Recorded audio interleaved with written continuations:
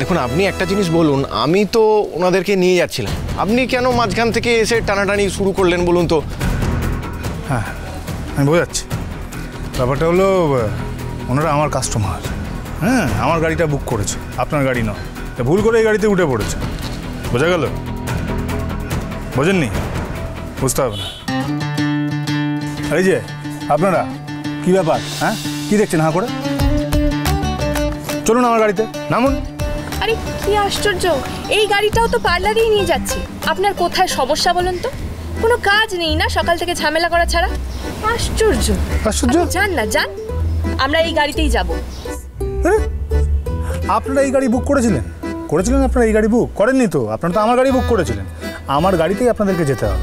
না না, শুনুন, কোনো কথা শুনবো না। অনেক অনেক অনেক অনেক সময় খরচা হয়েছে, অনেক পেট্রোল খরচা হয়েছে, আমি এখানে এসেছি কষ্ট করে। আর শুনুন, বিয়ে বাড়িতে আমার সঙ্গে গিয়েছিলেন, পারলেও আমার সঙ্গেই যাবেন। নামুন, নামুন।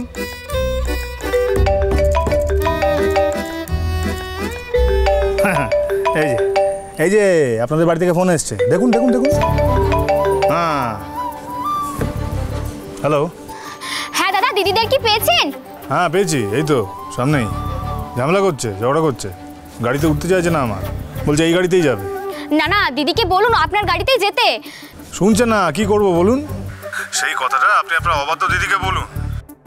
সে তো কোনো কথাই শোনে না, খালি ঝগড়া করে, প্রচণ্ড ঝগড়ুটি।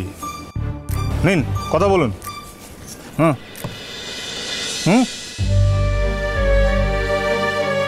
হ্যালো দিদি, তুই আগে ওই গাড়ি থেকে নেমে আমাদের পাঠানো গাড়িতেই ওঠ। এটা আমাদের বুক করা গাড়ি তো। কিন্তু আমরা তো অর্ধেক রাস্তা চলেই এসেছি। পূজা, আমি বলছি তুই এক্ষুনি ওই গাড়ি থেকে নেমে আমাদের পাঠানো গাড়িতে উঠবি। আমি এই নিয়ে আর কোনো কথা শুনতে চাই না। এক্ষুনি নাম।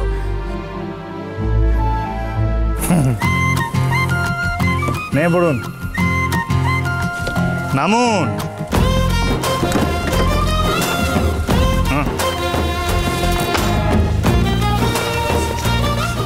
বলছিলাম দাদা, বলছি আমি এত দূর এলাম, যদি কিছু টাকা পয়সা দেন, মানে বুঝতেই তো পারছেন এই বাজারে পেট্রোলের যা দাম, প্যাসেঞ্জার পাওয়াও যায় না কোথাও।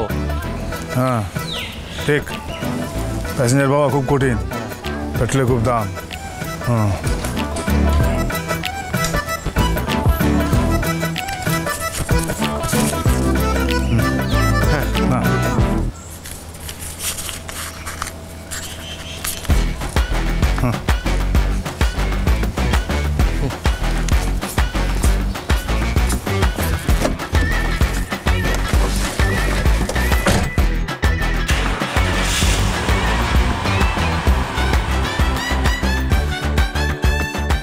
এনার হাতে মার খেলাম না ঠিকই, কিন্তু এই সুদখোর নস্করের হাতে আমি মার খাবই।